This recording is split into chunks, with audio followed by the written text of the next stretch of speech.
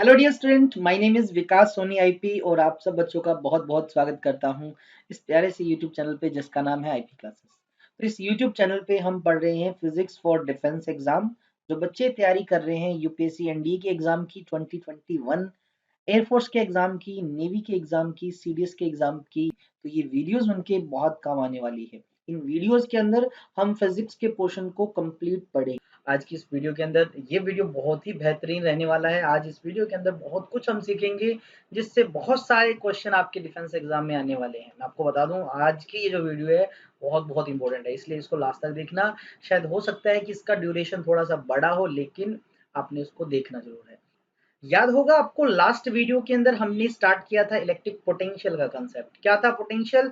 किसी चार्ज को इन्फिनिटी से किसी पॉइंट पे लेके आए तो जो वर्क डन करते हैं, वर्क डन पर यूनिट जो चार्ज होता है उसी को इलेक्ट्रिक पोटेंशियल कहा जाता था। उस पॉइंट के लिए यूनिट हुआ करता था वोल्ट, एक स्केलर क्वांटिटी है ये। साथ ही साथ आपसे एक दो क्वेश्चन पूछे थे लास्ट वीडियो के अंदर, आपको याद होगा। एक क्वेश्चन में आपको कहा था कि एक रोड के ऊपर इस तरह से एक बॉल रखा है तो कौन सा इक्विलिब्रियम है, तो उसका आंसर आएगा अनस्टेबल इक्विलिब्रियम। तो वो अनस्टेबल इक्विलिब्रियम का एग्जांपल है, क्योंकि बॉल को अगर आप इस जगह से थोड़ा सा भी कहीं डिस्प्लेस करते हो वो नीचे गिर जाएगी, वापस यहाँ पर नहीं आएगी, यानी अनस्टेबल इक्विलिब्रियम है।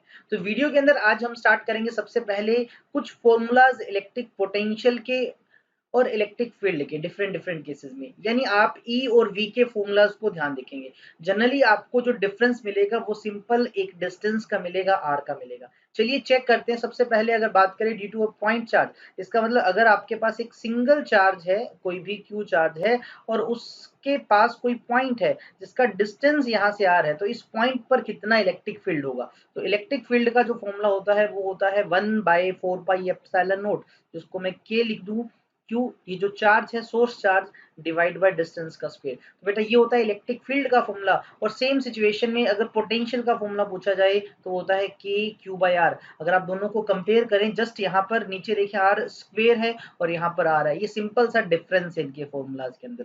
ठीक है ना, याद रखेंगे। ई जो है वो आर स्क्वेयर के इनवर्सली वेरी करता है और जो पोटेंशियल है वो सिंपली आर की इनवर्सली वेरी करता है। और ये जो दोनों फॉर्मूला है बेटा किसके लिए, ये पॉइंट चार्ज की वजह से। चलिए दूसरे नंबर पे बात करते हैं इलेक्ट्रिक डायपोल। आपको डायपोल अच्छे से पता होगा। डायपोल क्या होता है? कॉम्बिनेशन होता है एक नेगेटिव चार्ज का और एक पॉजिटिव चार्ज का, जो कि कुछ डिस्टेंस पे सेपरेटेड हो। ये जो लाइन मैं बना रहा हूं, अब देखिए इस लाइन को एक्सियल लाइन कहा जाता था। एक्सियल लाइन पे कोई भी पॉइंट हो, अगर आर डिस्टेंस हो उसका सेंटर ऑफ द डायपोल से, तो उसके लिए जो फॉर्मूला होता था एक्सियल लाइन के लिए मैं लिख रहा हूँ बेटा, वो फॉर्मूला हुआ करता था E इज इक्वल्स टू के आपको पता है, बार बार बता रहा हूँ, 1/4πε0 टू पी होता है dipole moment, charge into length of dipole, Q into 2 divide by distance का क्यूब। ध्यान देना यहाँ पर क्या होता है, डिस्टेंस का क्यूब। इक्वेटोरियल लाइन के ऊपर, ये इक्वेटोरियल लाइन आपको पता है, इसके ऊपर जो फॉर्मूला हुआ करता था इलेक्ट्रिक फील्ड का वो होता था के पी बाय आर क्यूब। यानी यहाँ से ये जो 2 है इसको गायब कर देते थे। और पोटेंशियल की फॉर्मूला की बात करें, पोटेंशियल अगर एक्सियल लाइन पे पूछ ले तो फॉर्मूला होता है के पी बाय आर स्क्वायर। देखिए एक ऊपर से 2 भी गायब कर दीजिए और नीचे से आर को भी कम कर दीजिए। और ये मोस्ट इंपॉर्टेंट रहने वाला है कि इक्वेटोरियल लाइन पे पोटेंशियल की वैल्यू जीरो हुआ करती थी। देखिए जीरो वाले जितने भी केस हैं इनको आपने अच्छे से याद रखना है, बहुत बार क्वेश्चन जीरो वाले केसेस से बनते हैं। ठीक है, तो डायपोल के लिए इलेक्ट्रिक फील्ड के फॉर्मूले भी हैं आपके पास, और किसके हैं, पोटेंशियल के। और पोटेंशियल में इक्वेटोरियल लाइन पे पोटेंशियल की वैल्यू जीरो हुआ करती है। चलते हैं नेक्स्ट पे। अब बात हो रही है आपके पास एक होलो स्फीयर हो या फिर स्फेरिकल शेल बोल दीजिए। आपके पास इस तरह से एक स्फेरिकल शेल है और यूनिफॉर्मली चार्ज है, उस पर चार्ज दे रखा है। ठीक है, ये क्या है, कंडक्टिंग है। अगर आपको क्वेश्चन में कंडक्टिंग और सॉलिड स्फीयर भी बोल देता तो आपको पता है कंडक्टिंग कंडक्शन की वजह से सारा चार्ज सरफेस पे चला जाएगा। यानी आपके पास कोई भी ऐसी सिचुएशन हो जिसमें चार्ज सारा स्फीयर के सरफेस पे, अंदर बिल्कुल ना हो, उन सब के लिए ये फॉर्मूला सेम रहने वाले हैं। सबसे पहले देखिए आउटसाइड, अगर इसका अगर मैं रेडियस है जो बेटा ध्यान देना, उसको मैं कैपिटल आर लिखता हूं और बाहर किसी पॉइंट के डिस्टेंस के लिए मैं उसको स्मॉल आर डिस्टेंस नाम दूंगा। ठीक है, जिस पॉइंट पर आपसे फील्ड या पोटेंशियल पूछे उस डिस्टेंस को स्मॉल आर देंगे और इस शेप का जो रेडियस है उसको कैपिटल आर से रिप्रेजेंट करेंगे। अगर आपको आउटसाइड इलेक्ट्रिक फील्ड निकालना है तो उसका फॉर्मूला, आउटसाइड के केस में जो इलेक्ट्रिक फील्ड का फॉर्मूला होता है वो होता है के, इस पे पूरे पे जो चार्ज है इस स्फीयर पे, डिवाइड बाय डिस्टेंस का स्क्वायर। स्मॉल आर डिस्टेंस है जिस पॉइंट पे आप निकाल रहे हो। और वहीं अगर आप ये सरफेस के लिए फॉर्मूला लिखते हैं बेटा तो ये आ जाता है के क्यू बाई, यहाँ पर स्मॉल आर की जगह कैपिटल आर स्क्वायर आ जाता है। और अगर आप इसको सरफेस चार्ज डेंसिटी की टर्म में लिखते हो तो आपको पता है चार्ज की जगह आप सिग्मा मल्टीप्लाई बाय एरिया लिख सकते हैं और मॉडिफाई करना चाहो तो लिख सकते हैं। अच्छा, इनसाइड इंपॉर्टेंट चीजें ध्यान देना, इनसाइड वैल्यू होती है 0, तो सेंटर भी तो अंदर ही आता है तो वहां पर भी कितना होगा 0। ये दो इंपॉर्टेंट केस है, क्या होलोस्फीयर हो, कंडक्टिंग सॉलिड स्फीयर हो जिसमें अंदर चार्ज नहीं है, सारा सरफेस पे चला गया, तो आपको अंदर या फिर सेंटर पर फील्ड की वैल्यू 0 मिलती है। प्रीवियस ईयर्स में क्वेश्चन में आपको आया हुआ है इस पे क्वेश्चन कि होलो कंडक्टर है उसके अंदर कितना इलेक्ट्रिक फील्ड होता है, 0 होता है। इंपॉर्टेंट चीज है, सिर्फ होलो ही नहीं, कंडक्टिंग सॉलिड हो तो भी अंदर आपको फील्ड कितना मिलेगा, 0। अब बात करते हैं पोटेंशियल की वैल्यूज की। अगर आउटसाइड आपसे पोटेंशियल पूछ ले तो उसका फॉर्मूला होता है k q divide by small r. बस यहाँ पर आर स्क्वेयर था और यहाँ पर आर हो गया। जनरली मैंने आपको स्टार्टिंग में बताया था इनके फॉर्मूला में डिफरेंस जस्ट आर का ही है।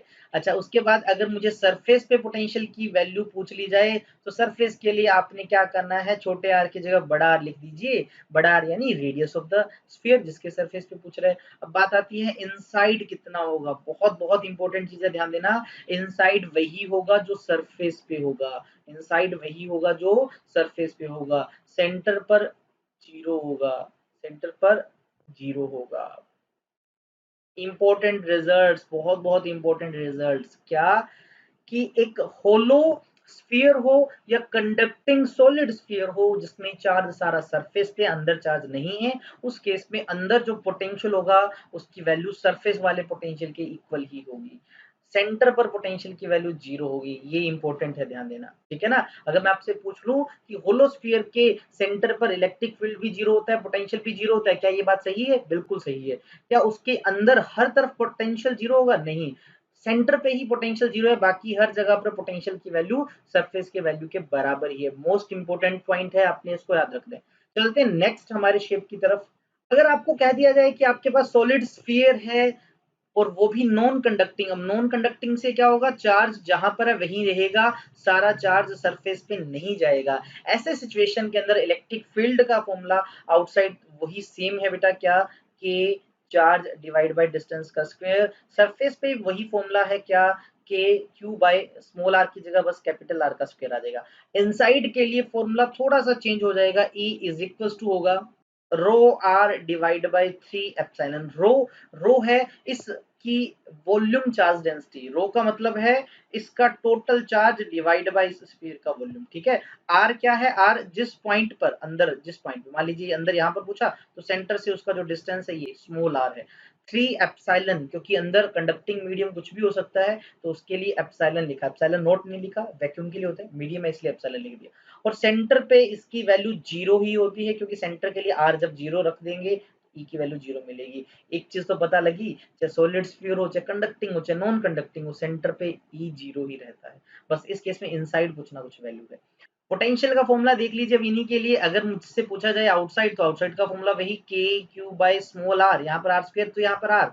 अच्छा, सरफेस पे पूछ ले तो सरफेस पे सिंपल छोटे आर की जगह बड़ा आर लिख दे देना। हाँ, बस इनसाइड में यहाँ पे बेटा थोड़ा सा अलग फॉर्मूला है, आपको इसको याद रखना है, क्या इसका फॉर्मूला होता है k q divide by 2 r cube है, ध्यान देना, multiply by 3 r square minus का स्मॉल आर का स्क्वेयर। यहाँ पर कैपिटल आर रेडियस है इस स्फीयर की और छोटा आर वो डिस्टेंस है जहां पर आपसे पोटेंशियल पूछे। और सेंटर पे ध्यान देना, ये भी मोस्ट इंपोर्टेंट है, सेंटर पे पोटेंशियल होता है 1.5 टाइम्स ऑफ द सरफेस। जितना भी पोटेंशियल सरफेस पे उसका 1.5 गुना 3/2 टाइम्स होता है कहां पर, सेंटर पे। फिर से इंपॉर्टेंट फॉर्मूला है, आपने इसको अच्छे से याद कर लेना है, ठीक है ना। फॉर्मूला ही आपको जस्ट याद रखने हैं और इससे रिलेटेड न्यूमेरिकल नहीं आएगा, जस्ट आर की वेरिएशंस का पूछ लिया जाता है या डायरेक्ट कंसेप्चुअल क्वेश्चन बन जाती है। अब बात आती है एक रिंग की वजह से, एक इस तरह से सर्कुलर रिंग है, यूनिफॉर्मली चार्ज है, इस पे प्लस माइनस कुछ भी चार्ज आप मान लीजिए, और ये इसका एक्सिस बना दिया, इसका जो रेडियस है उसको अगर मैं ए लिख देता हूं और जिस पॉइंट पर पोटेंशियल पूछा है उसका डिस्टेंस अगर मैं ए लिखता हूं, ऐसे सिचुएशन में इलेक्ट्रिक फील्ड का फॉर्मूला, देखिए पहले मैं एक्सिस के लिए लिख रहा हूँ, एक्सिस के ऊपर किसी पॉइंट पे इलेक्ट्रिक फील्ड का फॉर्मूला हमने बात कर चुके हैं पहले, फिर भी सुन लीजिए क्या होता है, k q multiply by r divide by r square plus a square की पावर 3/2। ध्यान देना कि वही हर बार की तरह constant 1/4 pi epsilon nought q charge है इस रिंग का, आर इसका डिस्टेंस जहां पर आपसे पोटेंशियल इलेक्ट्रिक फील्ड पूछ रहा है, ए इसका रेडियस है। ठीक है, तो इस तरह से ये फॉर्मूला एक्सिस का है और सेंटर के लिए बेटा इसकी वैल्यू 0 होती है क्योंकि यहाँ पर आर की वैल्यू 0 पुट करते ही ये सारी वैल्यू 0 हो जाएगी।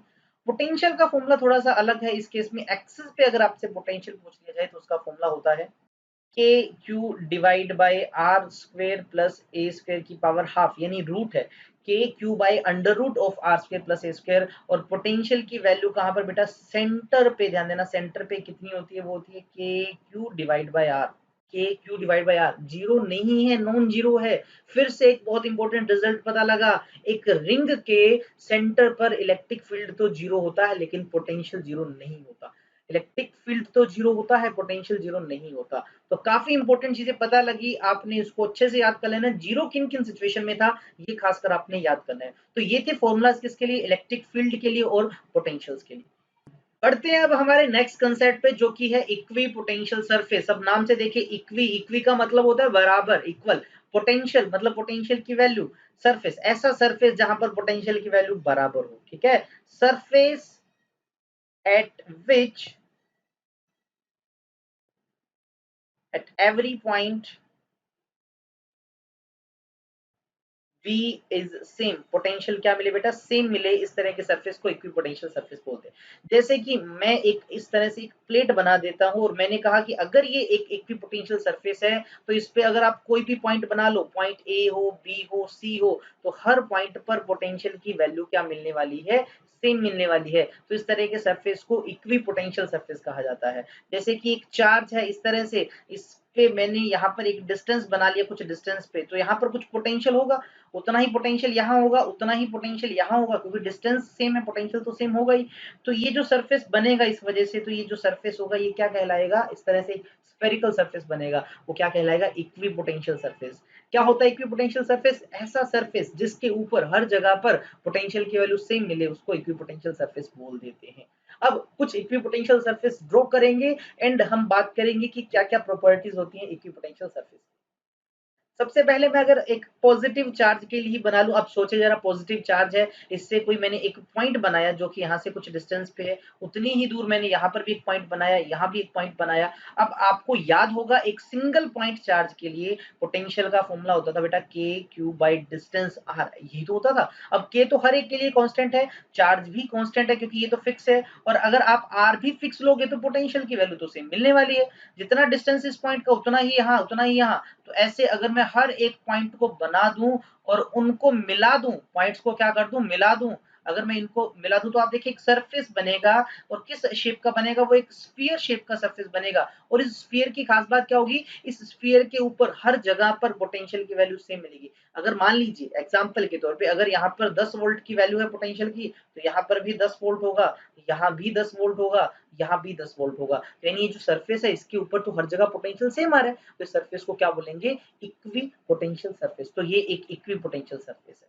क्लियर। अच्छा, अगर मैं क्या करता हूँ, इस चार्ज से एक ये पॉइंट बनाता हूँ, इसका भी तो कुछ डिस्टेंस है यहाँ से, फिर से मैंने ऐसे बहुत सारे पॉइंट बना दिए। अब इन सब पॉइंट्स की खास बात क्या है कि ये भी तो उस चार्ज से सेम डिस्टेंस पे है, बिल्कुल हाँ। तो क्या करूं मैं, अगर इनको मिला दूं तो इससे भी हमारे पास क्या बनाएगा, एक और इक्वी पोटेंशियल सरफेस बन जाएगा। तो ये भी एक इक्वी पोटेंशियल सरफेस है। एक चीज ध्यान दीजिए, ये मत समझना कि इस सरफेस के ऊपर पोटेंशियल 10 वोल्ट है तो इसके ऊपर भी 10 वोल्ट होगा, ऐसा नहीं है। इसके लिए पोटेंशियल की वैल्यू कुछ अलग होगी। हाँ, अगर लेट अस सपोज कि यहाँ पर पोटेंशियल 15 वोल्ट है तो यहाँ भी 15 होगा, यहाँ भी 15, यहाँ भी 15, 15, हर जगह आपको क्या मिलेगा, 15, क्योंकि ये एक इक्वी पोटेंशियल सरफेस है। तो इस तरह से आप पॉइंट चार्ज की वजह से बना सकते हो। अगर ये माइनस का होता तो भी ऐसा ही बनता, जस्ट अगर इलेक्ट्रिक फील्ड लाइंस दिखाते तो प्लस की वजह से बाहर और माइनस की वजह से अंदर। इन केसेस के अंदर आपका जो इक्विपोटेंशियल सरफेस होगा वो किस शेप का बनेगा बेटा, स्फेरिकल शेप का बनेगा। किस शेप का, स्फेरिकल शेप का। ठीक है, जो मोस्ट इंपोर्टेंट है मैं वही बता रहा हूँ जो आपके एग्जाम से रिलेटेड हो सकते हैं। चलिए अगले पे बात करें। दूसरा केस देखिए, अगर आपको मैं बोल देता हूँ कि आपके पास एक यूनिफॉर्म फील्ड है, ध्यान देना किस कैसा फील्ड है, यूनिफॉर्म फील्ड है, उस केस के अंदर इक्विपोटेंशियल सरफेस आपको बनाना है। ठीक है, यूनिफॉर्म फील्ड कहाँ मिलता है, तो आपको याद होगा मैंने आपको सिखाया था कि अगर आपके पास इस तरह से दो पैरेलल प्लेट होती हैं, एक प्लस का और एक माइनस का, तो आपको पता है इलेक्ट्रिक फील्ड भी कुछ इस तरह से बन जाता है प्लेट्स के बीच का। इसकी वजह से इक्विपोटेंशियल सरफेस आपको बताना है। तो बिल्कुल आसान है। अब देखिए प्लेट के बीच में तो हर जगह यूनिफॉर्म फील्ड है। अगर यहाँ से प्लेट से मैं कुछ डिस्टेंस पे ये एक पॉइंट बनाता हूँ, ये दूसरा पॉइंट बनाया, ये तीसरा, ये चौथा, क्या इन पॉइंट्स का प्लेट से डिस्टेंस सेम है? बिल्कुल सेम है। तो यानी ये जो सरफेस बनेगा इनको मिलाने से ये एक इक्विपोटेंशियल सरफेस है। अगेन यहाँ पर भी ये एक इक्विपोटेंशियल सरफेस है। तो आपके पास इस तरह से स्ट्रेट लाइंस की फॉर्म में इक्विपोटेंशियल सरफेस मिल जाएगा। ठीक है। अगर आप शीट वाइज दिखाना चाहते हो तो यहाँ पर आप इमेजिनरी ऐसे बना सकते हो कि एक प्लेन शीट है और इस प्लेन शीट ये इस ओरिजिनल शीट के पैरेलल रखी हुई है, तो इसके हर पॉइंट पे पोटेंशियल क्या मिलेगा? सेम मिलेगा। तो इस तरह से इक्विपोटेंशियल सरफेस आप बना सकते हैं। अब इन इक्विपोटेंशियल सरफेस की खास बात क्या है, प्रॉपर्टीज क्या है, क्योंकि प्रॉपर्टीज से जुड़े क्वेश्चंस बन सकते हैं। क्या है देखते हैं उनको। इक्विपोटेंशियल सरफेस की प्रॉपर्टी नंबर 1, प्रॉपर्टी नंबर 1 सुनना जरा क्या। इक्विपोटेंशियल सरफेस के ऊपर पोटेंशियल हर जगह क्या मिलता है? सेम मिलता है। पोटेंशियल क्या मिलता है? हर जगह सेम मिलता है। दूसरा, इक्विपोटेंशियल सरफेस के ऊपर अगर आप चार्ज को मूव करते हो तो वर्क डन जीरो होता है। Work done is equal to zero किसके लिए? For moving charge on equipotential surface. Equipotential surface, sir ये कैसे बोल दिया? बिल्कुल आसान है। अब एग्जांपल के साथ समझिए इसको। ठीक है, पहले तो ये समझिए जैसे ये एक इक्विपोटेंशियल सरफेस है, यहाँ पर एक पॉइंट ए है, यहाँ एक पॉइंट बी है।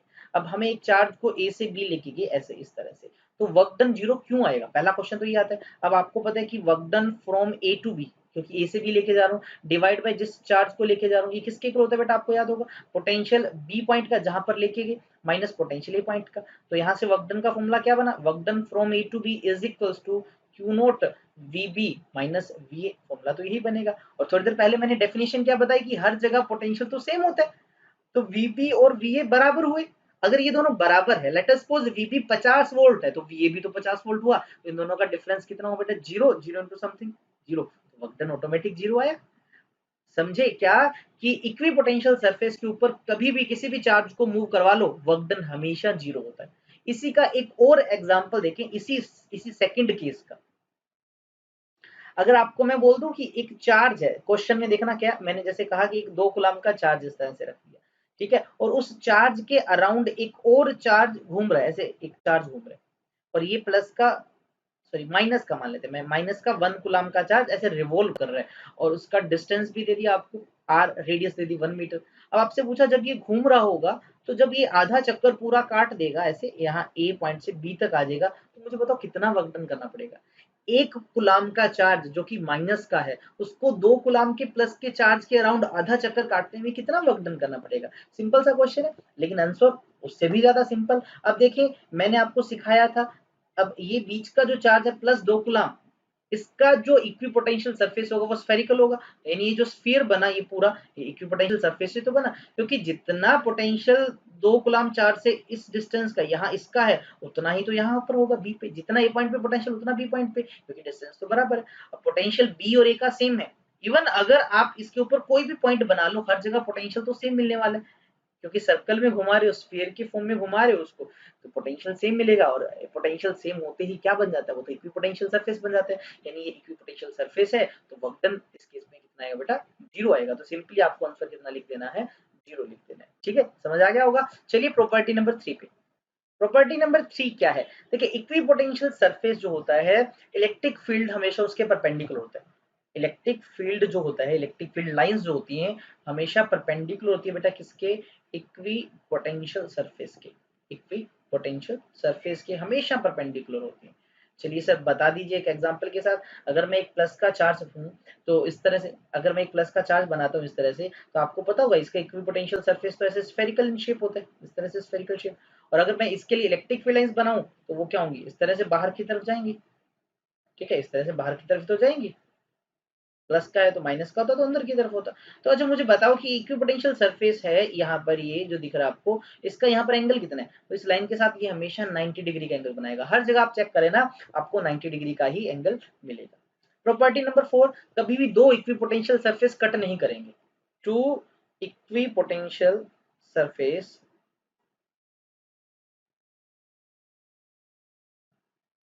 कैन नॉट इंटरसेक्ट, इंटरसेक्ट नहीं करते। इंटरसेक्ट नहीं करते, क्यों नहीं करते? अगर अगर मान लीजिए मैंने क्या किया, ये एक कोई किसी का इक्विपोटेंशियल सरफेस है, ये किसी दूसरे का है, पहला इक्विपोटेंशियल सरफेस, ये दूसरा। अगर ये इंटरसेक्ट कर दे तो क्या होगा? अगर ये इंटरसेक्ट करते हैं, सोचो जरा, पहले के अकॉर्डिंग इलेक्ट्रिक फील्ड उसके परपेंडिकुलर होगा, अभी भी सिखाया इलेक्ट्रिक फील्ड तो परपेंडिकुलर होते हैं। दूसरे के अकॉर्डिंग परपेंडिकुलर ये बना। अब मुझे बताओ, एक ही पॉइंट पर दो दो फील्ड, वो भी अलग अलग, ऐसा तो नहीं होगा। तो इलेक्ट्रिक फील्ड तो कोई एक होना चाहिए, इसीलिए कभी भी दो इक्विपोटेंशियल सरफेस इंटरसेक्ट नहीं करेंगे। ये बहुत इंपॉर्टेंट प्रॉपर्टी है।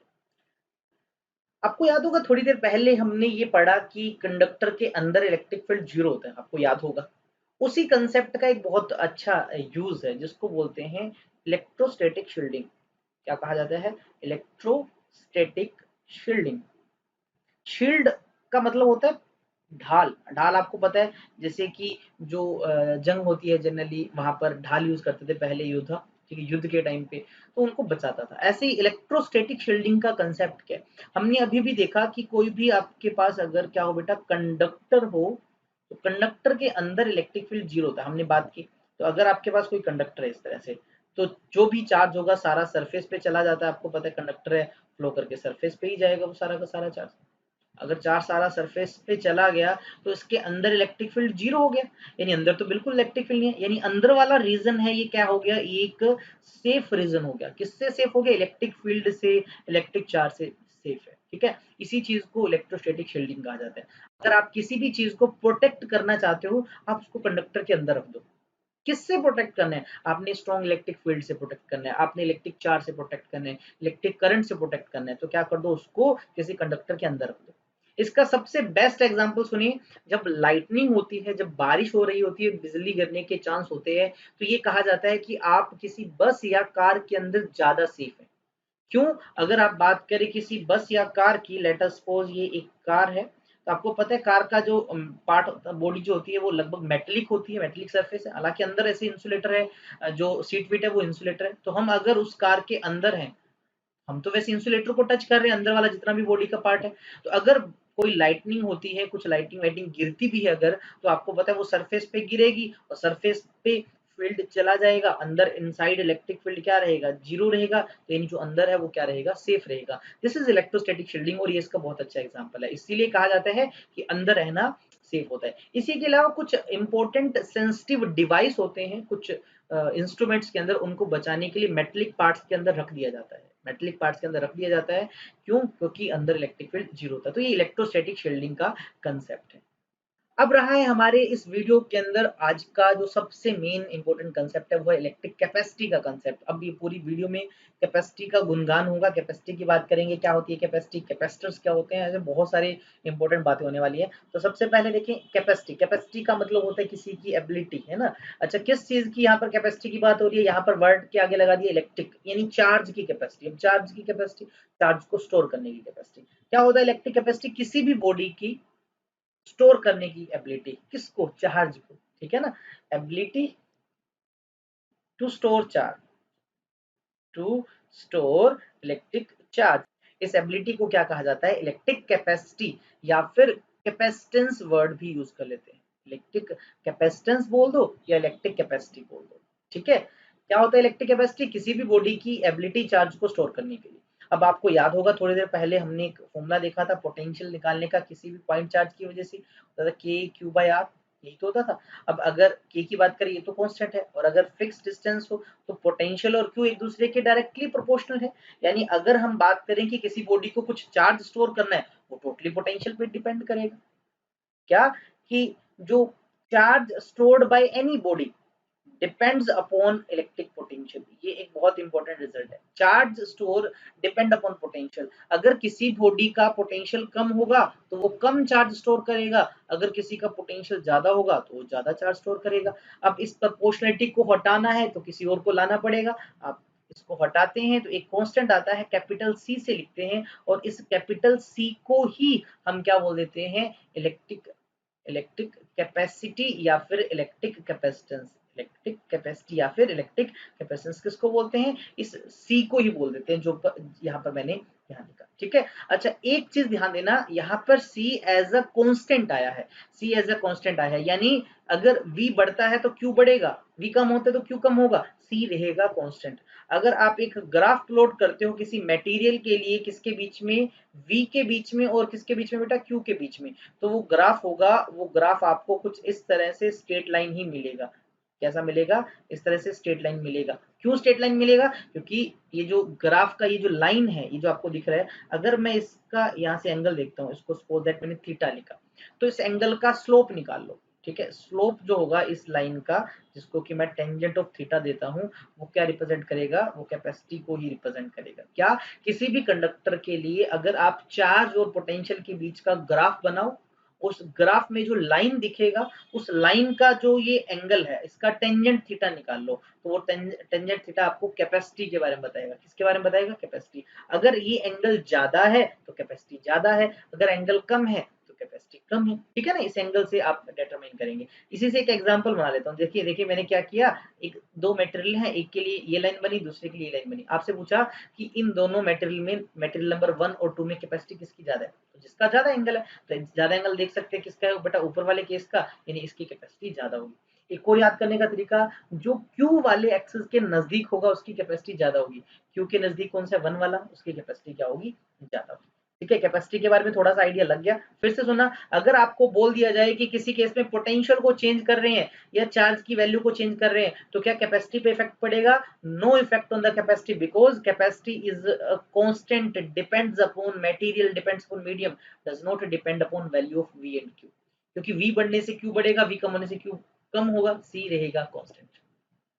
किस तरह की क्वांटिटी है कैपेसिटेंस, तो भैया ये एक स्केलर क्वांटिटी है। कैसी क्वांटिटी है, स्केलर क्वांटिटी, क्योंकि इसके फॉर्मूला अभी अभी आपने देखा, याद हो, हमने q को लिखा c इंटू वी, तो यहाँ से c क्या आया, q बाई वी। अब आपको पता है चार्ज जो होता है वो भी एक स्केलर है, पोटेंशियल भी एक स्केलर है, तो इसको भी तो एक स्केलर होना पड़ेगा। चलते यूनिट पे। अब देखिए Q जो है उसको कुलम में मेजर किया जाता है, V को वोल्ट में मेजर किया जाता है, यानी ये जो कुलम पर वोल्ट बना। अच्छा, इसी को हम बोल देते हैं बेटा फेराड। ऐसा unit of electric capacitance is farad, capital F से रिप्रेजेंट कर दो। और आपको फेराड के बारे में बता दूं, फेराड एक्चुअल में एक बहुत बड़ा यूनिट है, ये लार्ज यूनिट है। प्रैक्टिकली इसको यूज नहीं करते, प्रैक्टिकली मतलब अगर हमारे घर में आसपास अगर कोई कैपेसिटर है, चार्ज को स्टोर करने का डिवाइस, उसकी जो कैपेसिटी की वैल्यू आती है वो इतनी ज्यादा नहीं होती, फेराड में कभी नहीं मिलेगी, वो आपको माइक्रो फेराड में, नैनो फेराड में या पिको फेराड में मिलेगी। तो फेराड बहुत बड़ा यूनिट रह जाता है, बहुत ज्यादा बड़ा है। ठीक है, तो जनरली हम प्रैक्टिकल यूनिट जो यूज करते हैं, इसके प्रैक्टिकल यूनिट्स जो हम नॉर्मल यूज करते हैं वो होता है माइक्रो फेराड। माइक्रो का मतलब 10 की पावर माइनस 6 ऑफ फेराड। उसके अलावा नैनो फेराड, नैनो मतलब 10 की पावर माइनस का 9 फेराड। उसके अलावा पीको फेराड, पीएफ, जिसको 10 raise to power minus of 12 farad लिखते हैं। ठीक है, तो जनरली इसके अंदर आपको कैपेसिटेंस की या कैपेसिटी की वैल्यूज मिलती है। फेराड में क्यों नहीं मिलेगी डायरेक्ट, क्योंकि वो बहुत बड़ा यूनिट है। अब अर्थ, अर्थ का देखें साइज बहुत बड़ा है, तो अर्थ की भी अगर आप कैपेसिटी की बात करेंगे तो वो भी आपको लगभग 711 माइक्रो फैराड मिलती है। इतनी कम कैपेसिटी अर्थ की, इतना बड़ा साइज होने के बावजूद भी। तो जनरली जो हम बनाते होंगे उसकी कैपेसिटी कितनी होगी, है ना, कम ही मिलेगी, इसलिए ये प्रैक्टिकल यूनिट्स होते हैं। अच्छा, डायमेंशन फॉर्मूला, डायमेंशन फॉर्मूला देखिए क्या रहेगा, कैपेसिटी सी जो है वो है आपको पता है क्यू बाई वी। चार्ज का होता है बेटा A1 T1। पोटेंशियल का क्या होता था, याद करो, नहीं याद तो आपको याद हो, वर्क डन बाय चार्ज, ये फॉर्मूला होता है। ठीक है, तो ऊपर रहा A1 T1, वर्क डन का होता है बेटा M1 L2 T minus two, divide, ये डिवाइड बाय चार्ज है तो ऊपर चला जाएगा, यानी एक और आ गया A1 T1 ऊपर। अब इसको सोल्व करके आप खुद डायमेंशन फॉर्मूला लिख सकते हैं, ये आपके लिए रहेगा। ठीक है, अगर कैपेसिटी V पे और Q पे डिपेंड नहीं करती, मैंने कहा V बदले या Q बदले उससे C पे इफेक्ट नहीं पड़ेगा, तो फिर डिपेंड किस पे करता है, कैपेसिटी डिपेंड करता है, ध्यान देना, सबसे पहले साइज ऑफ द कंडक्टर, मतलब जो भी चार्ज को स्टोर कर रहा है उसका साइज क्या है। अगर मान लीजिए स्फीयर की फॉर्म में तो रेडियस कितना है। अच्छा, उसके अलावा डिपेंड करता है शेप पे, इस पे डिपेंड करता है शेप ऑफ द कंडक्टर पे, किस तरह का, वो प्लेट है, वो स्फीयर है, वो सिलेंडर है, ऐसे हर एक चीज पे डिपेंड करता है। तीसरा, वो डिपेंड करता है प्रेजेंस ऑफ अदर कंडक्टर, क्या उसके पास कोई और कंडक्टर है। बोले सर ये क्या अजीब सा आपने बताया कि उसके पास किसी और रखने से कैपेसिटी में इफेक्ट पड़ता है। बिल्कुल हाँ, एक सिंगल कंडक्टर की कैपेसिटी पे बहुत ज्यादा इफेक्ट पड़ता है जब उसके पास कोई दूसरा ले आते हैं। एंड फोर्थ है मीडियम का, फोर्थ है मीडियम का मतलब उस कंडक्टर को जिस मीडियम में रखा है, या अगर वो एक स्फीयर है तो उसके अंदर कौन सा मटेरियल है, कौन सा मीडियम है, इन फैक्टर्स पे डिपेंड करता है क्या कैपेसिटी की वैल्यू, सी की वैल्यू इन फैक्टर्स पे डिपेंड करती है। अब सबसे पहले कैलकुलेट करते हैं कि एक स्फेरिकल कंडक्टर की कैपेसिटी कितनी है। स्फेरिकल कंडक्टर मतलब अगर आपके पास कोई कंडक्टर है इस तरह से स्फीयर शेप का, उसकी रेडियस को मैंने कैपिटल आर रखा और मैंने कहा कि उसको हमने कुछ चार्ज दे रखा है इस तरह से, क्या दे रखा है उसको, कुछ चार्ज दे रखा, कितना क्यू, ठीक है। उसकी कैपेसिटी का फॉर्मूला बताओ, तो डायरेक्ट याद रखना है आपको, डायरेक्ट याद क्या, capacity of any spherical capacitor C is equals to 4 pi epsilon nought multiply by r, ठीक है। ये सिंपल सा फॉर्मूला है, 4 pi epsilon nought into r. या इसको मैं शॉर्ट में लिखूं तो आपको पता है, अगर मैं आर के डिवाइड में लिखूं इसको तो ये बन जाएगा आर बाय स्मॉल की वही वैल्यू जिसकी 9 मल्टीप्लाई बाय 10⁻⁹। तो इस तरह से ये फॉर्मूला बन गया। आप ऊपर वाला याद रखें डायरेक्ट, ठीक है ना। तो ये कैपेसिटी का फॉर्मूला होता है किसी भी स्फेरिकल ऑब्जेक्ट के लिए। अब जरा ध्यान दीजिए, यहाँ से एक चीज तो पता लगती है आपको डिपेंडेंस का, क्या सी डिपेंड्स अपॉन आर, बहुत इंपॉर्टेंट चीज है, यहाँ ध्यान देना, सी डिपेंड्स अपॉन आर। अगर इस स्फीयर की रेडियस को बढ़ाते जाओगे तो कैपेसिटी भी बढ़ती जाएगी, यानी इस तरह से इसकी साइज पे डिपेंड किया, रेडियस कम तो कैपेसिटी कम, रेडियस ज्यादा तो कैपेसिटी ज्यादा, ठीक है ना। ये एक इंपॉर्टेंट फैक्टर है, आपने याद रखना है। अच्छा, दूसरा इंपॉर्टेंट केस देखिए, इस फॉर्मूले में आपको एप्सिलॉन नॉट भी दिख रहा है, यानी ये फॉर्मूला वैक्यूम के लिए हुआ। और अगर कोई मीडियम होता तो यहाँ पर जस्ट के फैक्टर आ जाता। इन मीडियम, अगर इस कंडक्टर के अंदर यहाँ पर कोई मीडियम भरा होता तो सी का जो फॉर्मूला बनता बेटा वो बनता के टाइम्स, ये मैं लिखता हूँ सी एम, यानी कैपेसिटी जो मीडियम है के टाइम्स ऑफ सी, ये नई कैपेसिटी होगी, ठीक है। सीएम मतलब मीडियम रखने के बाद की कैपेसिटी, सी मतलब पहले वाली कैपेसिटी, मल्टीप्लाई हो गई किसके, के। इससे एक चीज तो पता लगी कि जो सीएम है वो ग्रेटर है सी से, यानी अगर इसके बीच का अगर कुछ भी मीडियम होगा तो वैक्यूम वाले से तो ज्यादा कैपेसिटी होगी। यानी पहला पता लगा, कैपेसिटी इंक्रीज करने के लिए आप उसके अंदर कोई भी मटेरियल को भर सकते हो जिसकी के की कुछ ना कुछ वैल्यू हो, जिसकी के की कुछ ना कुछ क्या हो, वैल्यू हो। अब जैसे जैसे के की वैल्यू ज्यादा होगी तो वैसे वैसे क्या होगा बेटा, उसकी कैपेसिटी की वैल्यू ज्यादा होगी। यानी मैंने आपको कहा दो मटेरियल हैं, एक के अंदर आपने ऐसा मटेरियल भरा जिसके लिए डाइलेक्ट्रिक कांस्टेंट 2 है और दूसरे के अंदर ऐसा मटेरियल भरा जिसका डाइलेक्ट्रिक कांस्टेंट 5 है। अब मुझे बताओ किस केस में कैपेसिटी ज्यादा होगी, तो जनरल सा जिसका के ज्यादा होगा उस केस में कैपेसिटी ज्यादा होगी। तो यानी इस तरह से मीडियम पे भी डिपेंड करता है।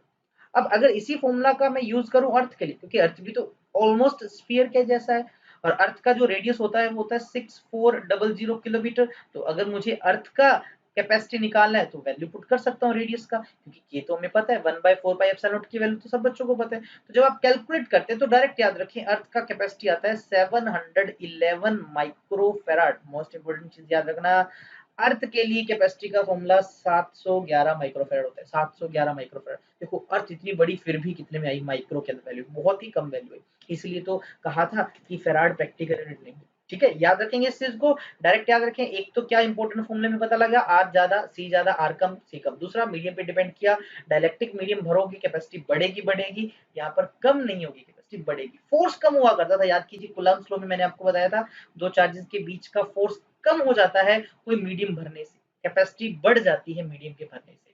अर्थ की कैपेसिटी पता लगा 711 माइक्रोफैराड।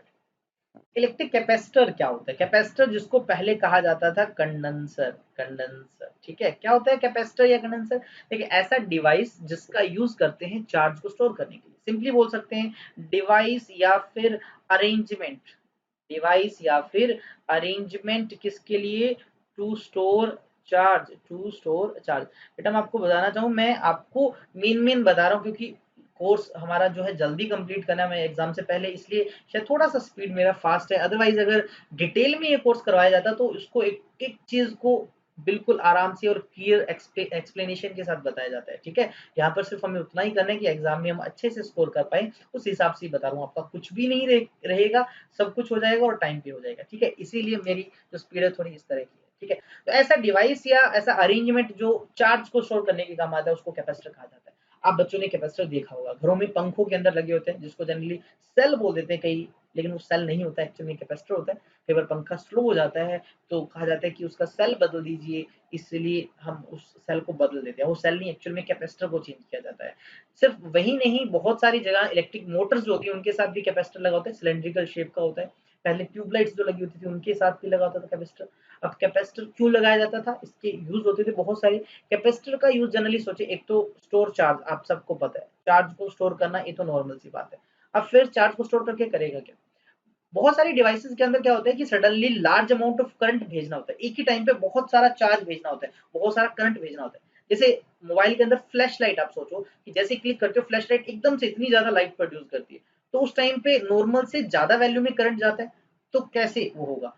तो वहां पर कैपेसिटर्स के कंसेप्ट का यूज किया जाता है। तो जहां पर क्या कहा होता है आपको, जहां पर क्या होता है आपको लार्ज अमाउंट ऑफ करंट चाहिए, large amount of current in single shot, एक ही टाइम में सिंगल शॉट, तो वहां पर आप कैपेसिटर का यूज करते हैं। इसके अलावा आप आगे पढ़ेंगे फिल्टर सर्किट्स, फिल्टर सर्किट यानी जहां पर आपको एसी और डीसी करंट को अलग अलग करना हो, सेपरेट करना हो, तो वहां पर आप किसका यूज करते हो, कैपेसिटर का यूज करते हो। उसके अलावा ट्यूनिंग सर्किट्स, ट्यूनिंग सर्किट देखिए आगे पढ़ेंगे, मैं आपको एसी में थोड़ा बहुत बताऊंगा कि जो रेडियोस वगैरह होते हैं वहां पर किसी पर्टिकुलर सिग्नल को रिसीव करने के लिए या भेजने के लिए वहां पर हम कैपेसिटर का कंसेप्ट का यूज करते हैं। ठीक है, ट्यूनिंग सर्किट में भी इसका यूज किया जाता है, हालांकि और भी बहुत सारे यूज है, ये कुछ मैंने मेन यूज बता दिए। अभी काम कैसे करते हैं, देखिए इलेक्ट्रिक कैपेसिटर अलग अलग शेप का होता है। जनरली क्या होता है कि कोई भी एक आप कंडक्टर यूज करते हैं, आप उसको चार्ज दे देते हो कुछ ना कुछ, जैसे मैंने इसको क्या कर दिया, प्लस का चार्ज दे दिया, तो इसने प्लस का चार्ज स्टोर कर लिया। कब तक? जब तक इसका V मैक्सिमम नहीं हो जाता तब तक ये चार्ज को स्टोर करता रहेगा। लेकिन हम चाहते हैं कि ज्यादा से ज्यादा चार्ज स्टोर हो, तो हम क्या करते हैं, ध्यान देना, हम इसके पास एक और कंडक्टर को लेके आते हैं, हम इसके पास एक और कंडक्टर को लेके आते हैं जो कि क्या होता है बेटा, ध्यान देना, जो कि अनचार्ज होता है और साथ में किससे जुड़ा होता है, अर्थ के साथ जुड़ा होता है। एक अनचार्ज, वो भी अर्थ किया हुआ कंडक्टर जब आप इसके पास लेके आओगे तो क्या होगा, इस प्लस की वजह से यहाँ पर माइनस का इंड्यूस हो जाएगा और दूसरी तरफ प्लस का इंड्यूस होगा, लेकिन वो अर्थिंग की वजह से कहाँ चला गया, ग्राउंड में चला गया। अब माइनस इंड्यूस होने से क्या होगा, अब इसका पोटेंशियल डिक्रीज हो जाएगा, क्योंकि देखिए पहले पॉजिटिव चार्ज था उस सरफेस पे, इस पे प्लस का चार्ज था जिसकी वजह से पोटेंशियल इसका मैक्सिमम हो चुका था, लेकिन इस पे नेगेटिव आने की वजह से ये पोटेंशियल जो है बेटा वो क्या होगा, डिक्रीज होगा। लेकिन पोटेंशियल को मैक्सिमम रखना है तो हमें उसको और ज्यादा चार्ज देना पड़ेगा, यानी उसके पोटेंशियल को मैक्सिमम रखने के लिए अब यही सेम कंडक्टर अब ज्यादा चार्ज स्टोर करेगा। यानी चार्ज तो सिर्फ इसी पे आया, इस पे चार्ज नहीं आया, आपने तो सिर्फ इसको चार्ज दिया है ना, सिंगल की बजाय इसको लाने से चार्ज की वैल्यू बढ़ गई। तो यही इसका प्रिंसिपल है क्या, कि capacity of, capacity of any conductor is increased, आप उसको बढ़ा सकते हैं, is increased by bringing uncharged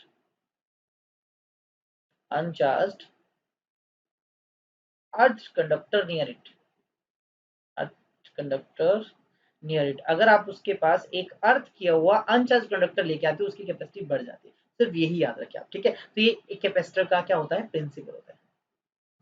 capacitor के टाइप्स क्या है, depending upon the shape, capacitor को जनरली तीन हम टाइप में बनाते हैं। एक होता है parallel plate capacitor, parallel plate capacitor जिनमें ऐसे दो प्लेट्स होती हैं, एक ये प्लेट है, मान लीजिए एक ये प्लेट है।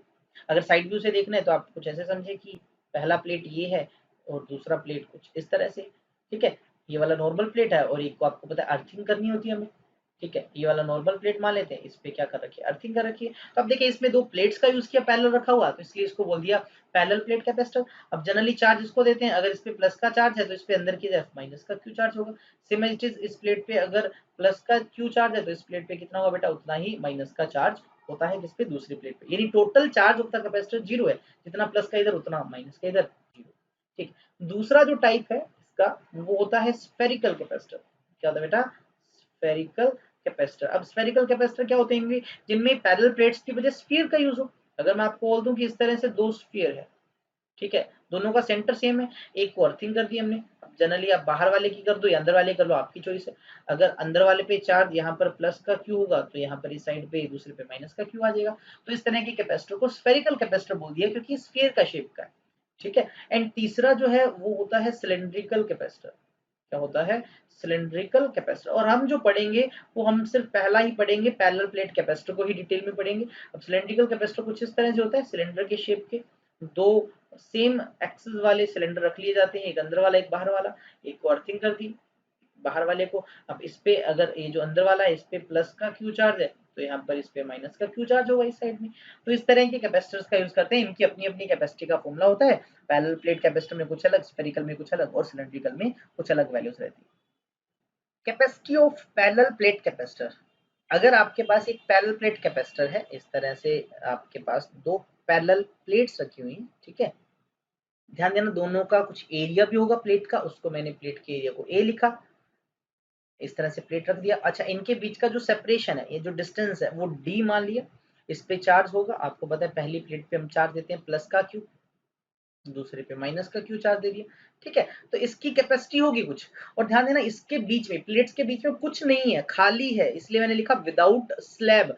तो इसकी जो कैपेसिटी का फॉर्मूला होता है, ध्यान देना बहुत बहुत इंपॉर्टेंट है, क्वेश्चन इस पे भी आया हुआ है, ध्यान देना।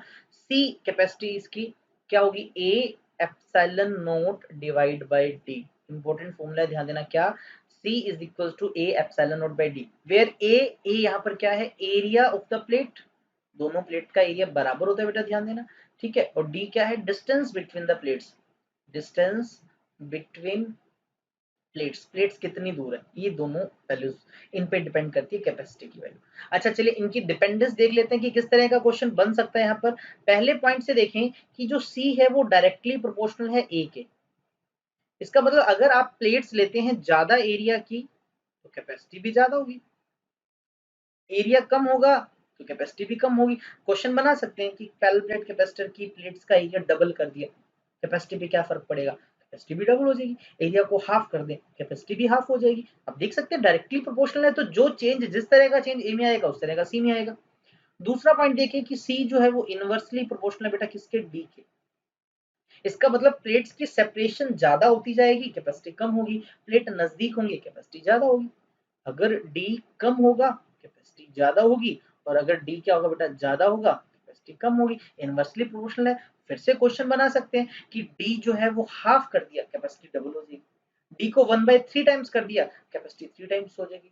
डी को डबल कर दिया, कैपेसिटी हाफ हो जाएगी। इनवर्सली वाला फैक्टर है, याद रखना, क्वेश्चन बन सकते हैं, ठीक है। चलिए तीसरा टाइप जो बना क्या, कि जो वैल्यू है किसकी, कैपेसिटी की, depend upon medium, depend upon medium. Medium मतलब कि प्लेट के बीच में अगर कोई मीडियम भर दे तो क्या इफेक्ट पड़ेगा। तो पहला देखिए कि अगर मैं आपको बोल दूं कि जो प्लेट्स हैं इस तरह से, ये पहली प्लेट है, ये आपकी दूसरी प्लेट है, और आपको बोल दूं कि इन प्लेट के बीच के अंदर हमने एक ऐसे मटेरियल को भर दिया, मटेरियल भर दिया, उसके लिए डाइलेक्ट्रिक कांस्टेंट की वैल्यू k है, पूरा भर रखा है साहब ने, ध्यान देना, ये नहीं कि थोड़ा बहुत, पूरा भर दिया। तो उस केस में जो कैपेसिटी होगी, ध्यान देना, उस केस में जो कैपेसिटी होगी, अब मीडियम की वजह से है तो इसको मैंने लिख दिया cm, तो वो क्या होगा, वो यहाँ पर जस्ट के फैक्टर आ जाएगा एक्स्ट्रा, के टाइम्स हो जाएगी कैपेसिटी किसके, नॉर्मल वाले के। यानी खाली जो प्लेट्स हैं उनके बीच में कुछ नहीं था, तब कैपेसिटी अगर सी थी तो मीडियम डालते ही कैपेसिटी इंक्रीज होती है। पहले भी याद करें स्फेरिकल में भी कुछ ऐसा था, इस केस में भी ऐसा होगा। यानी अब देखें कैपेसिटी डिपेंड की ना के फैक्टर पे, अगर आप कोई डायलेक्ट्रिक कांस्टेंट ज्यादा वाला डालोगे तो कैपेसिटी ज्यादा हो जाएगी, डायलेक्ट्रिक के यानी उसकी वैल्यू कम होगी तो कैपेसिटी की वैल्यू भी कम हो जाएगी आपके पास। यानी के फैक्टर पे भी डिपेंड करती है। इंपॉर्टेंट है, रिजल्ट्स को याद रखें, बहुत बहुत इंपॉर्टेंट रिजल्ट्स है ये वाला, सबसे ज्यादा इंपॉर्टेंट केस है, विदाउट स्लैब वाला और conducting slab, sorry dielectric slab, ये ध्यान देना कौन सी स्लैब है, ये कोई इंसुलेटर मटेरियल है, डाइलेक्ट्रिक मटेरियल है, उस केस के लिए।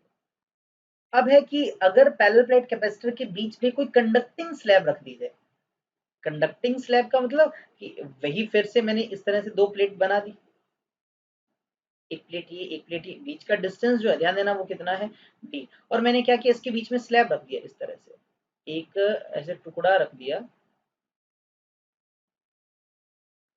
ठीक है। इसकी जो थिकनेस है इस टुकड़े की वो टी है, कितनी बेटा, टी, यानी आपने प्लेट के बीच के पूरे एरिया को कवर नहीं किया, यानी कंडक्टिंग स्लैब है उसकी थिकनेस टी है, जो लेस देन है किससे बेटा, डी से, लेस देन है किससे, डी से, जो पूरा स्पेस इन दोनों के बीच का उसको पूरा नहीं भरा।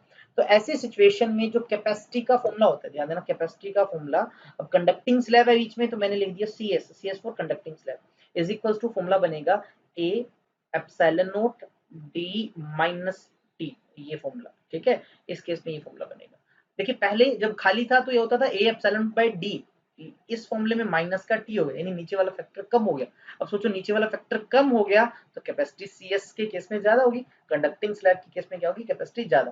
यानी मैं यहाँ लिखता हूँ कैपेसिटी इन कंडक्टिंग स्लैब अगर डाल दें किसके, नॉर्मल की बजाय, खाली की बजाय, तो कैपेसिटी ज्यादा मिलती है। यानी खाली की बजाय कुछ ना कुछ तो डाल ही दो, कैपेसिटी ने इंक्रीज ही होना है, ठीक है, ये इंपॉर्टेंट रिजल्ट है। दूसरा इंपॉर्टेंट रिजल्ट इसका ध्यान देना, बहुत बहुत इंपॉर्टेंट रिजल्ट है, बहुत ज्यादा इंपॉर्टेंट रिजल्ट है, कि अगर आप क्या करो, उस कैपेसिटर को पूरा भर दो किससे, आप कंडक्टिंग स्लैब से, मतलब इसके अंदर पूरा कंडक्टिंग मेटेरियल भर दिया, यानी जो मेटेरियल भरक है पूरा भरक है, यानी T is equals to d कर दिया आपने, दो प्लेट के बीच में कोई मेटल का पीस ही तो लगा दिया, कंडक्टिंग मेटल का पीस लगा दिया। अब मुझे बताओ, दो चीज के बीच में मेटल लगा दी, इसको जितना चार्ज देंगे वो तो उसमें दूसरे में चलता रहेगा, क्योंकि बीच में तो कंडक्टिंग मेटेरियल है, तो चार्ज देते रहो तो फ्लो करता रहेगा, यानी इस हिसाब से कैपेसिटी कितनी होगी, इन्फिनिटी होगी। कैपेसिटी कितनी होगी बेटा, इन्फिनिटी। अब इस फॉर्मूले से देखिए, अब टी और डी बराबर है तो इनका डिफरेंस जीरो हुआ, समथिंग बाय जीरो इन्फिनिटी। कि अगर आप कैपेसिटर की दोनों प्लेट के बीच में कंडक्टिंग मेटल को भर दो, कैपेसिटी उसकी इन्फिनिटी हो जाती है, जितना चार्ज देते रहोगे उसमें जाता रहेगा, मतलब उसकी कोई लिमिट ही नहीं होगी, ठीक है। ये इंपॉर्टेंट कंसेप्ट है किसका, कंडक्टिंग स्लैब का। अगला केस है कि क्या होगा, पैरेलल प्लेट कैपेसिटर के बीच में हमने एक डाइलेक्ट्रिक स्लैब को रख दिया, यानी एक कोई इस तरह का मेटल रखा जो डाइलेक्ट्रिक मटेरियल है, इंसुलेटिंग है एक टाइप का, कंडक्टर नहीं है। फिर से वही थिकनेस, अगर इसको मैं, सॉरी, इनके बीच का गैप को मैं डी लिखता हूँ, और हमने इसके अंदर जो स्लैब रखी है वो पूरी नहीं है, पूरी नहीं है मतलब कि उसको पूरा कवर नहीं किया, उसका जो थिकनेस है सिर्फ और सिर्फ कितना बेटा, वो टी थिकनेस है, यानी again T is less than D. तो इस केस में जो कैपेसिटी का फॉर्मूला होता है डाइलेक्ट्रिक स्लैब के केस में, तो मैंने यहाँ लिखा डीएस, डीएस मतलब डाइलेक्ट्रिक स्लैब, वो होता है ए epsilon not divide by D minus का टी प्लस टी बाई के, D minus T plus T by के। यानी अगेन देखिए, पहले तो पहले केस में, खाली वाले केस में यहाँ डी हुआ करता था, कंडक्टिंग स्लैब लगाती माइनस का टी हो गया, और डाइलेक्ट्रिक स्लैब लगाती तो प्लस का टी बाई के एक फैक्टर हो गया, मतलब ये फैक्टर बढ़ गया, बढ़ने से देखो ओवरऑल नीचे का फैक्टर डिक्रीज हुआ, यानी इस केस में कैपेसिटी सबसे ज्यादा हुई। डाइलेक्ट्रिक स्लैब के केस में कैपेसिटी सबसे ज्यादा होती है, उसके बाद होती है कंडक्टिंग स्लैब के केस में, और सबसे कम होती है खाली वाले केस में। यानी जब भी कैपेसिटर को बनाना है तो कैपेसिटी तो ज्यादा चाहिए, तो क्या करें, कैपेसिटर को बनाते टाइम कभी उसको खाली मत रखो, उसके अंदर आप कोई ना कोई डाइलेक्ट्रिक स्लैब डाल दीजिए, जिससे कैपेसिटी इंक्रीज हो जाएगी उसकी। अब इसका भी स्पेशल केस देख ही लीजिए, अगर पूरा ही भर दें इसको डाइलेक्ट्रिक मेटेरियल से, वो तो मैं आपको पहले केस में करवा चुका हूँ, और इस फॉर्मूले से भी देखेंगे तो क्या आएगा, capacity with full dielectric slab, यानी जब टी और डी बराबर होगा तो कैपेसिटी के टाइम्स हो जाती है नॉर्मल के, नॉर्मल वाले की खाली से के टाइम्स हो जाती है, ठीक है। इतना ही आपने याद रखना है, क्या, जब भी एक पैरेलल प्लेट कैपेसिटर के बीच का जो गैप है वहां पर डाइलेक्ट्रिक स्लैब डाल दोगे तो कैपेसिटी इंक्रीज हो जाएगी, कितनी, के टाइम्स, उस स्लैब का जो डाइलेक्ट्रिक कांस्टेंट होगा उतने गुना कैपेसिटी बढ़ जाएगी, उतने गुना कैपेसिटी बढ़ जाएगी, ठीक है। इसको अच्छे से आपने याद कर लेना है। Energy stored bye a capacitor, अब कैपेसिटर की एनर्जी स्टोर्ड का एक्सप्रेशन, कैपेसिटी का सिंबल इस तरह से बनाया जाता है, ध्यान देना, कैपेसिटर का दो पैरेलल प्लेट्स, और ठीक है, एक ये प्लस के चार्ज वाली प्लेट और ये माइनस के चार्ज वाली प्लेट। अगर इस तरह से बनाया है इसका मतलब कि इस कैपेसिटर की कैपेसिटी फिक्स है, और अगर क्या कर दिया जाए, पैरेलल प्लेट कैपेसिटर के यहाँ पर एक एरो का निशान लगा दिया जाए, इसका मतलब इसकी कैपेसिटी है वो चेंज हो सकती है, वो वेरिएबल है। तो वेरिएबल कैपेसिटेंस के लिए ये वाला सिंबल है, और फिक्स्ड वाले के लिए ये वाला। अब एनर्जी स्टोर्ड बाय कैपेसिटर, अब कैपेसिटर को कुछ चार्ज दे रहे, जैसे प्लस का चार्ज दिया आपने, let us suppose 1 coulomb charge दिया, कैपेसिटर के अंदर चला गया, अब प्लस का 1 कूलम और दे रहे हैं, जो पहले वाला चार्ज है वो बाकी जो आ रहा है चार्ज उसको रिपेल करेगा, अपोज करेगा, यानी आपको कुछ वर्क डन करना पड़ेगा उसके अंदर चार्ज को स्टोर करने के लिए, and that work done is stored in the form of energy, और उसी को energy stored bye a capacitor कहा जाता है। इसको रिप्रेजेंट करते हैं कैपिटल यू से, इसका जो फॉर्मूला रहता है बेटा वो याद रखिए, हाफ सी वी स्क्वेयर, या फिर होता है हाफ क्यू वी, या फिर होता है half Q square divide by C. ये तीन फॉर्मूले रहते हैं किसके लिए, एनर्जी स्टोर्ड बाय कैपेसिटर के लिए, half C V square, half Q V is equal to half Q square by C. तीनों का यूज क्या है, देखिए अपनी अलग अलग जगह पे इनका यूज है। सिर्फ फर्स्ट वाला केस जनरली कब? जब सी एंड वी की टर्म में हो कुछ, दूसरा केस जब क्यू और वी की टर्म में हो, तीसरा केस जब क्यू और सी की टर्म में हो। लेट अस सपोज किसी एग्जांपल के अंदर, किसी एग्जांपल में आपको किसी सिचुएशन में कहा गया कि क्यू सेम है, जैसे दो अलग अलग कैपेसिटर के केस में बोल दिया कि क्यू सेम है। अब क्यू सेम, अब क्यू कौन कौन से फॉर्मूले में आ रहा है? देखिए इस फॉर्मूले में आ रहा है और इस फॉर्मूले में आ रहा है। अब इस फॉर्मूले के अंदर देखें, अगर क्यू सेम है तो पोटेंशियल एनर्जी डिपेंड की किस पे? वी पे डायरेक्टली डिपेंड की। अगर पोटेंशियल ज्यादा होगा तो पोटेंशियल एनर्जी स्टोर ज्यादा होगी। अच्छा इस फॉर्मूले पे जाएं, क्यू सेम है तो सी के इनवर्सली है, यानी यू जो है वो सी के इनवर्सली है। कैपेसिटी कम होगी एनर्जी स्टोर ज्यादा होगी, कैपेसिटी ज्यादा होगी एनर्जी स्टोर कम होगी। ये तो पहले फैक्टर से पता लगा। अच्छा अगर मैं बोलता हूँ किसी केस में सी सेम है, आपको बोला कि दो कैपेसिटर है उनकी कैपेसिटी सेम है। अब देखिए इस फॉर्मूले में पहले में देखिए सी सेम है तो यू डायरेक्टली हुआ किसके? वी स्क्वायर के। यू डायरेक्टली प्रोपोर्शनल हुआ किसके बेटा? वी स्क्वायर के। पोटेंशियल ज्यादा, यू ज्यादा, पोटेंशियल कम, यू कम। अच्छा इस पे चले दूसरे फॉर्मूले पे, सी इसमें है नहीं, तीसरे पे चलते हैं, सी इसमें है यानी सी तो कांस्टेंट है, तो यू डिपेंड किया क्यू स्क्वायर पे, यू डिपेंड किया किस पे बेटा? क्यू स्क्वायर पे। अच्छा तीसरे केस में अगर मैं बोल दूं कि आपको किसी सिचुएशन में पोटेंशियल सेम का, कि पोटेंशियल की वैल्यू सेम है, तो देखिए पहले फॉर्मूले के अकॉर्डिंग पोटेंशियल सेम है तो यू सी पे डायरेक्टली प्रोपोर्शनल हुआ, यू सी के डायरेक्टली है, सी ज्यादा तो यू ज्यादा, सी कम तो यू कम। अच्छा दूसरे फॉर्मूले में चले, वी सेम है तो क्यू पे डिपेंड किया, U is directly proportional to q. यानी ये तीन फॉर्मूले तीनों की अपनी इंपॉर्टेंस है। क्यू सेम हो तो कोई देख लेंगे जिसपे क्यू आता है, सी सेम है तो सी वाला फॉर्मूला देखेंगे, वी सेम है तो वी वाला फॉर्मूला देखेंगे। यानी आपको वही फॉर्मूला चूज करना है जिसमें कोई ना कोई फैक्टर क्या है, एक कांस्टेंट आ जाए, दूसरे की डिपेंडेंस बता सकते हैं। नेक्स्ट है energy density. Energy stored per unit volume, इसको स्मॉल यू नीचे लिख दी ई क्योंकि इलेक्ट्रिक फील्ड से रिलेटेड है। तो energy stored divide by volume, इसी को एनर्जी डेंसिटी कहा जाता है। Energy stored per unit volume, इसका जो फॉर्मूला होता है इलेक्ट्रिक एनर्जी के केस में होता है बेटा half epsilon nought into E square. Electric field की वजह से अगर जो एनर्जी स्टोर्ड होती है, एनर्जी डेंसिटी होती है, उसका formula half epsilon nought into E square, half epsilon nought into E square. आपने इसको याद रखना है, ये फॉर्मूला बहुत बार आगे भी काम आएगा, ये वेव के कंसेप्ट के अंदर भी ये फॉर्मूला काम आ जाता है। एक कंसेप्ट और है effect of battery. Effect of battery मतलब डाइलेक्ट्रिक स्लैब आपके पास इस तरह से, अगर आप कैपेसिटर मान लीजिए आपके पास एक कैपेसिटर है, आपने उसको किसी बैटरी से कनेक्ट कर रखा है, ठीक है, बैटरी से कनेक्ट कर रखा है लेकिन बैटरी अभी ऑफ थी। जैसे ही आपने बैटरी को ऑन किया, इसकी वजह से चार्ज आएगा इस पे। अब आपने क्या किया, उसी टाइम पे जब बैटरी से कनेक्टेड था उसमें एक स्लैब रख दी, इसके अंदर एक स्लैब को इस तरह से रख दिया, तो क्या कैपेसिटी पे फर्क पड़ेगा, क्या एनर्जी पे फर्क पड़ेगा, इसके अंदर के इलेक्ट्रिक फील्ड पे फर्क पड़ेगा? उन सब फैक्टर्स को हमें देखना है। ठीक है, तो हम किन किन फैक्टर्स की बात करेंगे? सबसे पहले हम बात करेंगे कैपेसिटी पे क्या फर्क पड़ेगा, देन दूसरा हम बात करेंगे कि पोटेंशियल पे क्या फर्क पड़ेगा, जो पोटेंशियल डिफरेंस होगा प्लेट पे, मतलब इस प्लेट और इस प्लेट के पोटेंशियल पे। देन हम बात करेंगे चार्ज की वैल्यू पे क्या इफेक्ट पड़ेगा। हम इलेक्ट्रिक फील्ड की भी बात करेंगे, उन प्लेट के बीच का जो इलेक्ट्रिक फील्ड है उसकी बात करेंगे। देन हम बात करेंगे पोटेंशियल सॉरी एनर्जी स्टोर पे, यानी इन फैक्टर्स पे बात करनी है। ठीक है, कब कब? सबसे पहले क्या करेंगे, स्लैब रखना है, इंट्रोड्यूस कर दिया कब? बैटरी ऑन है, बैटरी क्या है बेटा? ऑन। जब बैटरी ऑन थी तब स्लैब को रखे, क्या होगा? दूसरे केस में क्या करेंगे, जब बैटरी ऑफ होगा मतलब बैटरी से जुड़ा हुआ नहीं होगा, तब उसके अंदर स्लैब को इंट्रोड्यूस करेंगे। ठीक है, इन दोनों केसेस को हमें चेक करना है। अपनी डायरेक्ट याद रखना, देखिए कैपेसिटी हमेशा बढ़ेगी बढ़ेगी, मतलब डायलेक्ट्रिक डालने से कैपेसिटी हमेशा बढ़ती है। अगर डायलेक्ट्रिक डाल रहे हो के कांस्टेंट वाला तो कैपेसिटी के टाइम्स हो जाएगी, चाहे बैटरी ऑन है चाहे बैटरी ऑफ है। पोटेंशियल पे क्या इफेक्ट पड़ेगा, देखिए अगर बैटरी ऑन है, अगर बैटरी ऑन है तो क्या होगा, कंटिन्यूसली उतना पोटेंशियल लगातार मिलता रहेगा। जैसे let us suppose battery 12 volt की है तो 12 वोल्ट लगातार उसको मिलता रहेगा, यानी वी सेम रहेगा। और बैटरी अगर ऑफ कर दें तो क्या होगा, पोटेंशियल बेटा डिक्रीज हो जाता है। आपने सिर्फ याद रखना है कितना, के टाइम्स डिक्रीज हो जाएगा। ठीक है, चार्ज की बात करें, अगर बैटरी से जुड़ा हुआ है, कैपेसिटी बढ़ चुकी है, बैटरी से जुड़ा हुआ है तो और ज्यादा चार्ज वो ले सकता है, बैटरी तो जुड़ी हुई है, जितना मर्जी चार्ज लेता रहे, तो चार्ज उसका के टाइम्स हो जाता है, चार्ज उसका के टाइम्स हो जाता है। अब बैटरी से जुड़ा हुआ नहीं है, बैटरी ऑफ है, कैपेसिटी बढ़ चुकी है लेकिन चार्ज देने वाला ही नहीं है, बैटरी तो है ही नहीं, तो चार्ज उतना ही रहेगा कितना, क्यू।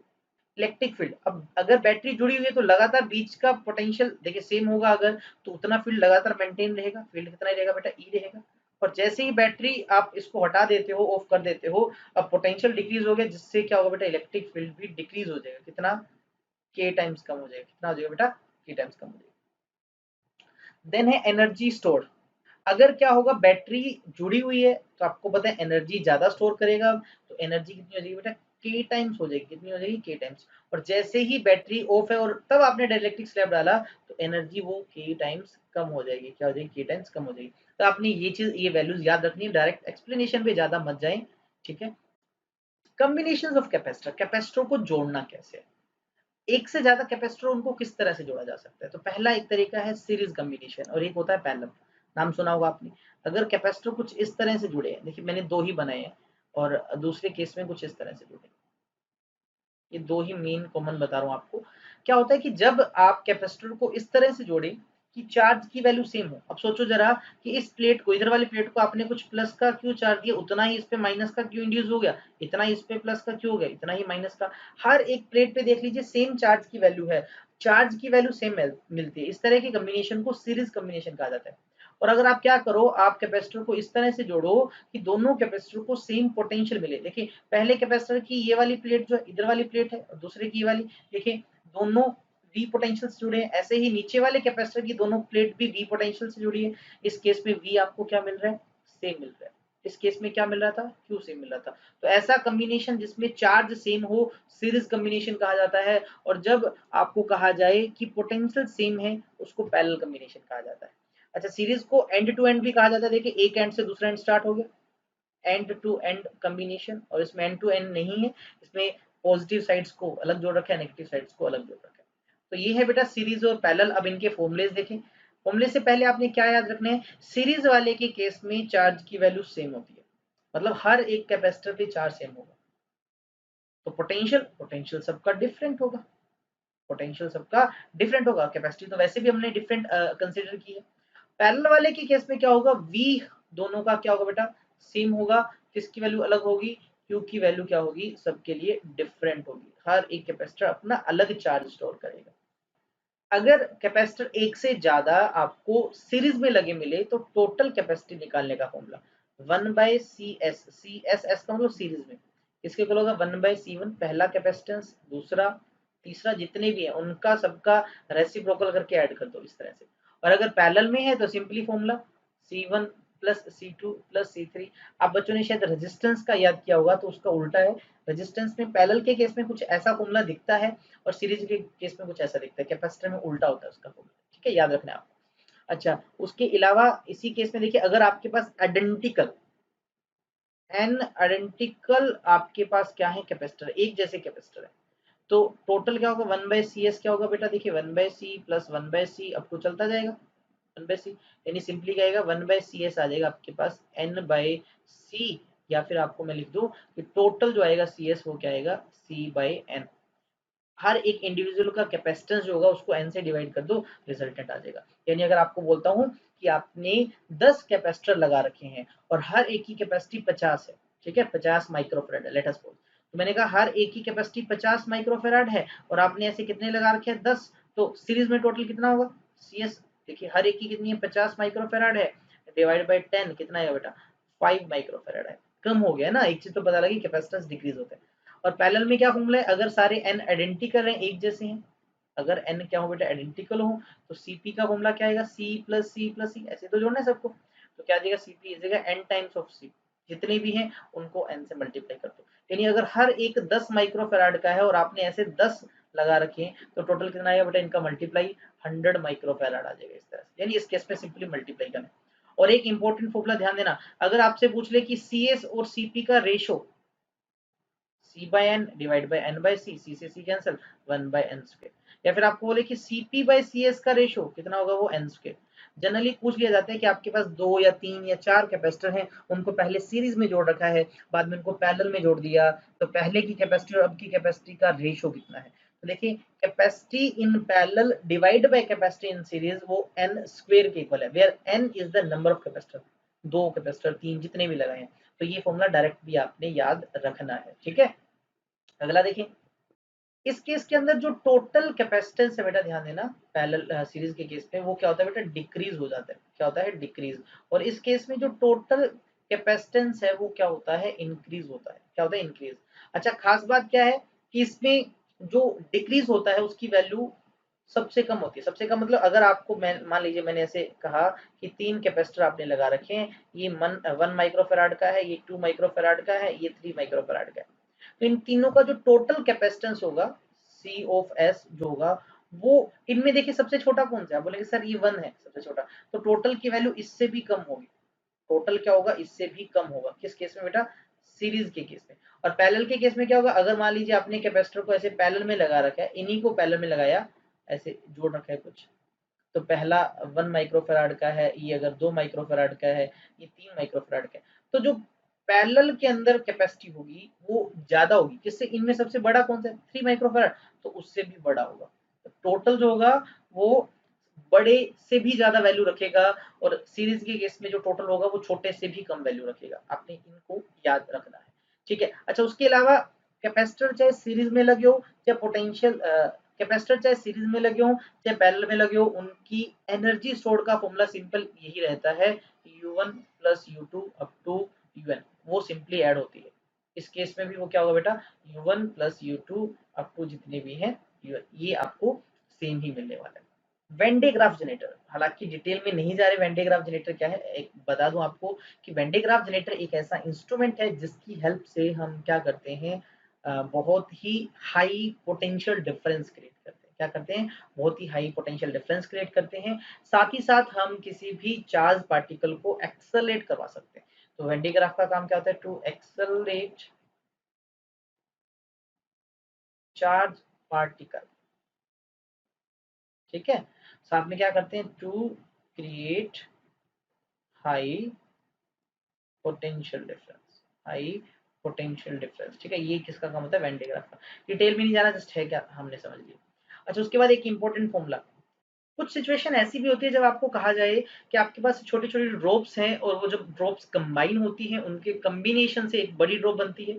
आपको छोटी ड्रॉप का पोटेंशियल या कैपेसिटी दे दे और आपको बड़ी ड्रॉप का कैपेसिटी या पोटेंशियल पूछ ले, तो आपके पास फॉर्मूला पता होना चाहिए। तो देखिए वो फॉर्मूला क्या होता है, V large is equals to n raised to power 2 by 3 of V small। मतलब अगर पोटेंशियल की बात हो रही है तो लार्ज ड्रॉप का जो पोटेंशियल होता है वो n raised to power 2 by 3 of potential of small drop, where n is the number of drops। यानी आपको क्वेश्चन में अगर हर एक स्मॉल ड्रॉप का पोटेंशियल दे दे, आपको नंबर ऑफ ड्रॉप्स दे दे, तो आप लार्ज का पोटेंशियल कैलकुलेट कर सकते हैं। जस्ट आपको उस n की पावर 2 by 3 करनी होगी। और अगर कैपेसिटी की बात हो तो capacity of large drop is equals to n raise to power 1/3, यानी क्यूब रूट इसका capacity of the small drop. Capacity के केस में ये वाला फॉर्मूला, इसे सिंपल आपको बोलते हैं 1000 ड्रॉप से, आपके पास क्या है 1000 ड्रॉप से, 1000 ड्रॉप से, और आपको बोला कि हर एक की कैपेसिटी 2 माइक्रोफेराड है, उन ड्रॉप्स को मिलाने से एक बड़ी ड्रॉप बन जाती है, उसकी कैपेसिटी बताओ। तो आपको ये 1000 दे दिया, 1000 का क्यूब रूट आपको पता है 1000 को 10 मल्टीप्लाई बाय 10 मल्टीप्लाई बाय 10 रख सकते हैं। तो 1000 का क्यूब रूट क्या हुआ 10, तो 10 टाइम्स ऑफ स्मॉल, स्मॉल की कितनी दे दी 2 माइक्रोफैराड, तो आपके पास आंसर क्या आ जाएगा बेटा 20 माइक्रोफैराड। तो इस तरह से आंसर निकाल सकते हैं। ऐसे ही पोटेंशियल का आपको दे दे, देखिए n की पावर 2/3, मतलब क्यूब रूट करना है, उसका फिर स्क्वायर करना है आपको। क्यूब रूट किया 10, 10 का स्क्वायर 100 है, तो 100 time of V of small आ जाएगा। वी स्मॉल की वैल्यू दे दे, 100 से मल्टीप्लाई करके आप लार्ज का पोटेंशियल भी कैलकुलेट कर सकते हैं। तो ये था हमारी आज की वीडियो का कंसेप्ट। आज हमने कैपेसिटेंस के बारे में बहुत कुछ डिटेल में पढ़ा। नेक्स्ट वीडियो के अंदर हम क्वेश्चंस लेके आएंगे बहुत सारे, इससे रिलेटेड इलेक्ट्रोस्टैट्स लगभग कंप्लीट हो चुका है। साथ में एक दो और इम्पोर्टेंट चीजें आपको मैं बताऊंगा जो कि डायरेक्ट काम आएंगी, एंड फिर हम करेंगे क्वेश्चन प्रैक्टिस। तो नेक्स्ट वीडियो भी आपके बहुत बहुत ज्यादा काम आने वाला है, क्योंकि उसमें क्वेश्चन की प्रैक्टिस होने वाली है। तो जिन बच्चों को ये वीडियो पसंद आए तो लाइक करना मत भूलना, चैनल को सब्सक्राइब कर दीजिए, कर दिया होगा आई थिंक सो। अपने दोस्तों को भी शेयर करें, और किसी भी तरह का सजेशन है तो बिल्कुल कमेंट बॉक्स में आप वो भी मुझे बता सकते हैं। तो मिलते हैं नेक्स्ट वीडियो के अंदर, तब तक स्टे सेफ, स्टे हैप्पी। जय हिंद, जय भारत।